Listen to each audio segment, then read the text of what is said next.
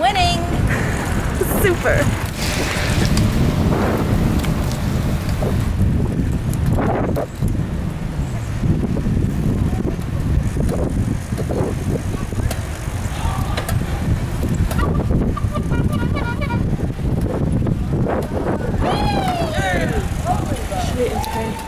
This past spring, over 500 Murfreesboro residents celebrated the city's second annual Tour de Fun, a 12-hour bike ride spanning 18 miles with stops along the way at different houses for a showcase of nearly 40 local musical acts.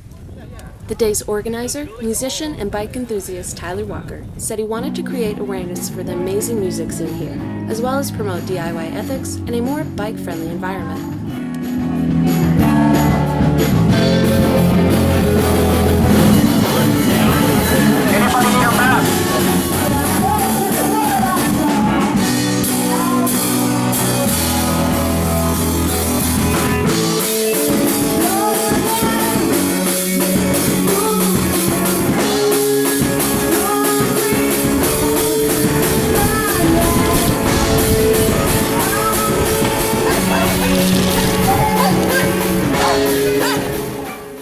Bicycle researcher John Puker found that studies comparing the experiences of commuting by bicycle and car reports that cyclists find their mode of transport at least as flexible and convenient as those who use cars, but with lower stress and greater feelings of freedom, relaxation, and excitement.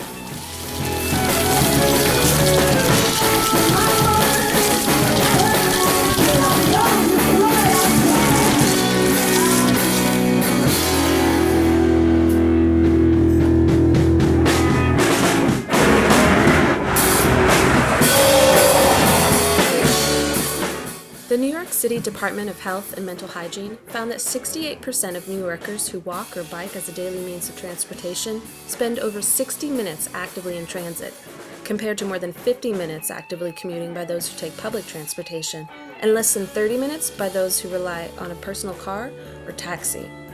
The department suggests that with more physical activity, thousands of deaths could be prevented annually.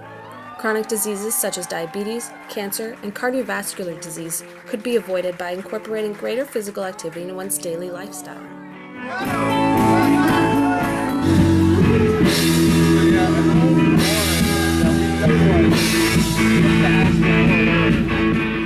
Bicycle riding is considered one of the best low-impact forms of exercise. As a way of life, researchers believe bike riding can lead to not only better physical health for individuals, but better economic health as well.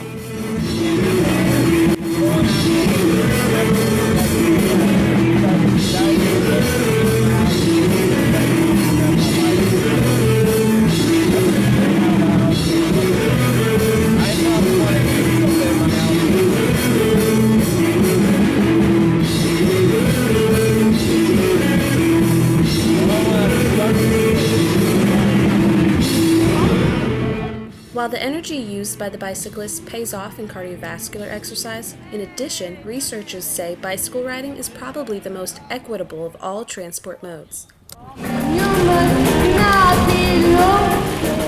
Choosing a bicycle over a car as one's primary means of transportation will help keep money within local economies.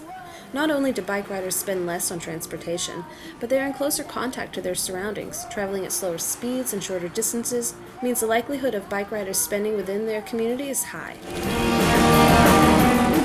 Among the country's 70 largest cities, the amount of Americans who choose to commute by bicycle has grown on average 39% since the year 2000.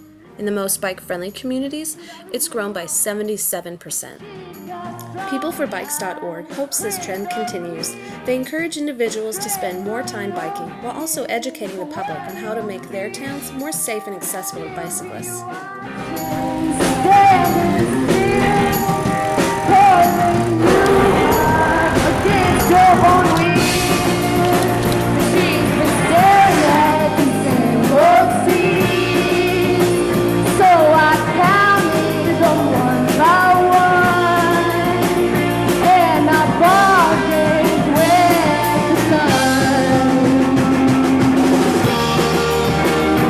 Something that you want. This is something that you need. Should I leave it alone? The city of Amsterdam in the Netherlands is probably the world's most famous bicycle-friendly city. Researchers John Puker and Ralph Bueller of Rutgers University wrote in their paper At the Frontiers of Cycling that in the Netherlands, 27% of the population rides a bike for utilitarian means, followed by Denmark with 18%.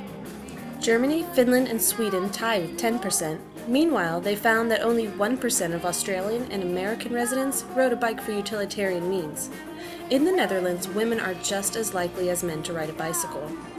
All income levels ride at similar rates, all age groups use bicycles, and the country has a relatively high rate of elderly bicyclists. The researchers' reasoning says that the high numbers of bicyclists are due to the relative safety of bike riding in the Netherlands compared to other countries. Should I leave it alone? Despite the popularity of bike riding, the Netherlands has the lowest cycling fatality rates of the countries studied. Over 3 times as safe as in the United Kingdom, and over 5 times as safe as in the United States. Calling you up against your own will. She's been staring at the same old scene. So I counted them one by one, and I bargained. Fatality rates per trip and per kilometer are much lower for countries and cities with high amounts of bicycling. In fact, fatality rates fall for any given city as cycling levels rise.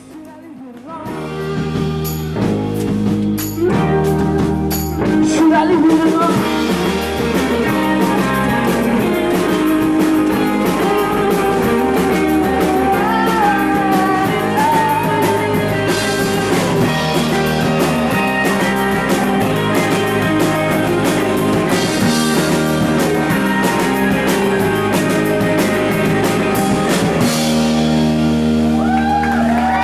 Thank you.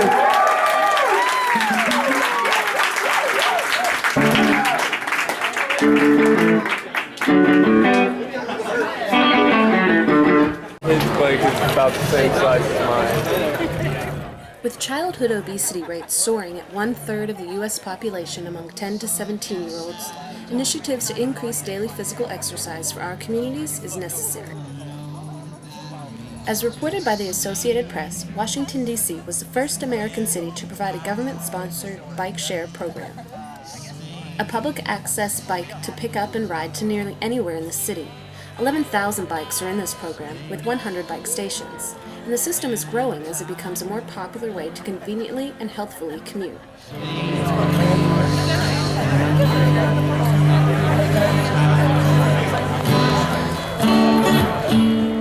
Ray LaHood, the Transportation Secretary in D.C., says that bike share programs fit well into the idea of generating sustainable communities.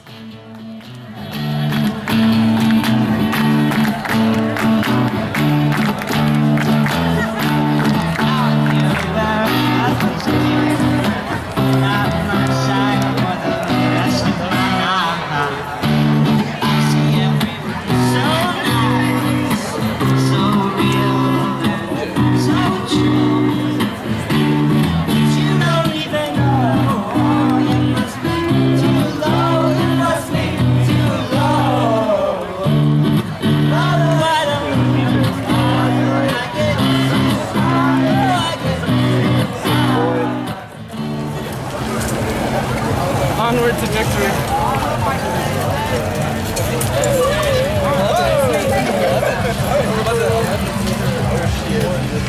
What happened? I rule!